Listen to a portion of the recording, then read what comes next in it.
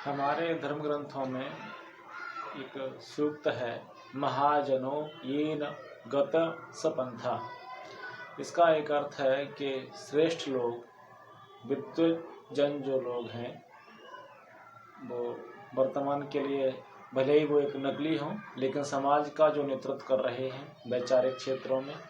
या राजनीतिक क्षेत्रों में, सामाजिक क्षेत्रों में या धार्मिक क्षेत्रों में, वो लोग जिस रास्ते पर चलते हैं, सामान्य जन स्वाभाविक रूप से उसी रास्ते पर जाते हैं, क्योंकि लोग अनुसरण करते हैं अपने से बड़ों का, अपने से महानों का, अपने से विद्वजनों का। तब देखा गया है कि जो हिंदू समाज है, उसकी जो बेटियां हैं, वो निरंतर इस्लामिक आक्रांताओं के, इस्लामिक जिहादियों के झूठे प्रेम जाल में, जिसे लव जिहाद के रूप में प्रस्तुत किया जाता है समाज में, उसकी शिकार हो रही हैं, अपने स्वयं के जीवन को नष्ट कर रही हैं, अपने परिवार के जीवन को नष्ट कर रही हैं और हर तरीके से दुखों को स्वयं भोग रही हैं और समाज भी साथ में उसमें उन दुखों के साथ पीड़ित है।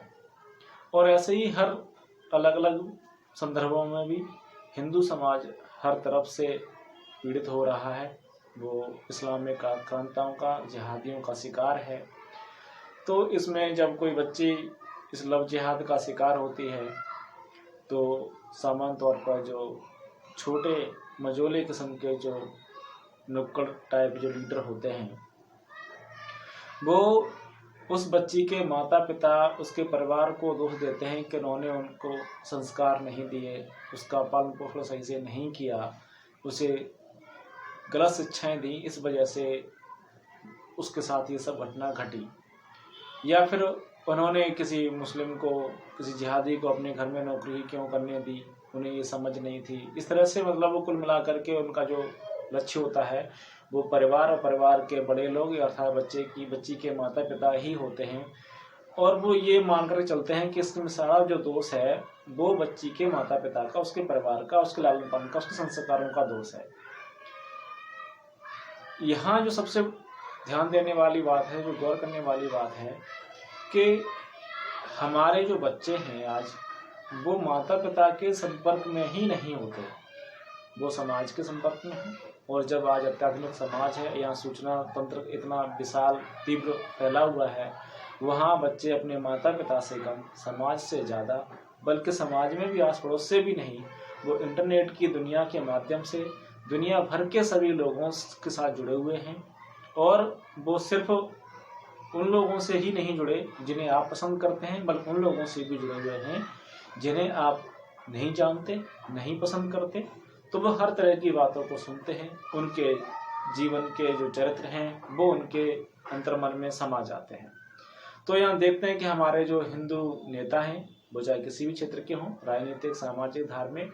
वो सभी इस्लाम के बारे में जो प्रवचन देते हैं वो एक 100% मिथ्या वचन करते हैं। और उनके जो व्यवहार हैं वो भी पूरी तरह से मिथ्या से भरे हुए हैं। तो इस कारण से जब कोई हमारा सामाजिक व्यक्ति, वो चाहे संत है या कोई लीडर है, वो ऐसे मिथ्याचार करता है, तो उसका प्रभाव हमारे समाज के हर स्तर पर, हर वर्ग पर, हर व्यक्ति पर पड़ता है। और इस कारण से जब हम जानते हैं कि हमारी जो शिक्षा है वो पूरी तरह से सरकार के नियंत्रण में है, 100% सरकार के कब्जे में है, और शिक्षा के माध्यम से, उन नेताओं के अपने वक्तव्यों, चरित्रों के माध्यम से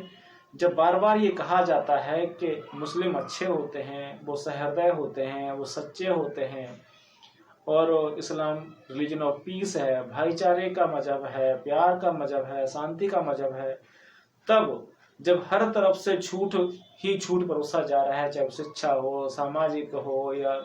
समाचार पत्र हो, हर तरफ से जब झूठ फैल रहा हो,